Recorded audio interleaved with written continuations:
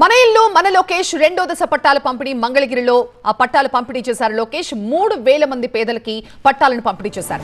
ప్రభుత్వ భూముల్లో ఇళ్లు కట్టుకుని నివాసం ఉంటున్న వారికి ఎన్డీఏ అధికారంలోకి వచ్చాక ఇళ్ల పట్టాలని నూతన వస్త్రాలను ఇచ్చి మరీ అందజేస్తామని ఎన్నికల ముందు హామీ ఇచ్చిన మంత్రి నారా లోకేష్ తన మాట నిలబెట్టుకున్నారు. అందులో భాగంగా మంగళగిరి నియోజకవర్గంలో దశాబ్దాలుగా నెలకొన్న మొండి సమస్యకు మన ఇల్లు మన లోకేష్ కార్యక్రమం ద్వారా పరిష్కారాన్ని చూపించారు.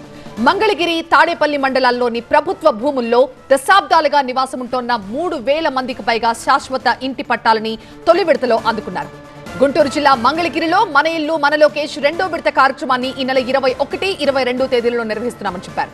రెండో విడతలో 2,700 మంది లబ్ధిదారులకు ఇళ్ల పట్టాలు అందిస్తున్నారు. జీవో ఎంఎస్ నెంబర్ 30 ప్రకారం 150 చదరపు గజాల కంటే తక్కువ విస్తీర్ణం ఉన్న స్థలంలో ఉంటున్న సుమారు 1000 మందికి, సీడ్ యాక్సెస్ రోడ్ నిర్మాణంలో ఇల్లు కోల్పోయిన 81 మందికి, 22A నిషేధిత భూములలో ఉంటున్న 1622 మందికి ఈ నెల 21న మంత్రి నారా లోకేష్ ఇళ్ల పట్టాలు పంపిణీ చేశారు.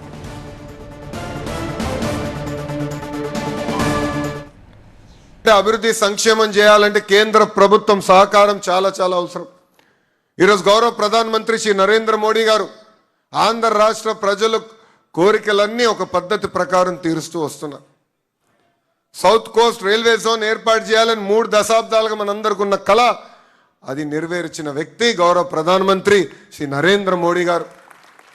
పోలవరం అమరావతికి పార్లమెంట్ ద్వారా ఆంధ్ర రాష్ట్రానికి శాశ్వత రాజధాని అని అమరావతి తీసుకొచ్చిన గొప్ప వ్యక్తి నరేంద్ర మోడీ గారు. ఇంకో పక్కన నాకు అన్న సమానమైన పవన్ అన్న కూడా ఉన్నారు. మొన్న కూడా అన్నను కలిసినప్పుడు ఒక మాట అన్న రాజకీయాలు వేరు, రిలేషన్షిప్ వేరు.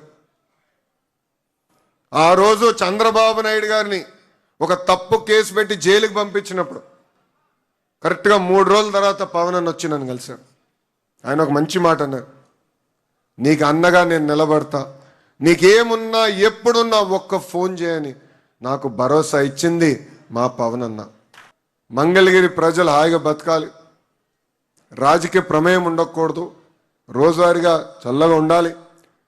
అభివృద్ధి సంక్షేమంతో పాటు మన పిల్లలకి పెద్ద ఎత్తున ఇక్కడనే ఉద్యోగాలు ఉపాధి కల్పించాల లక్ష్యంతో నేను ఈరోజు పనిచేస్తున్నాను.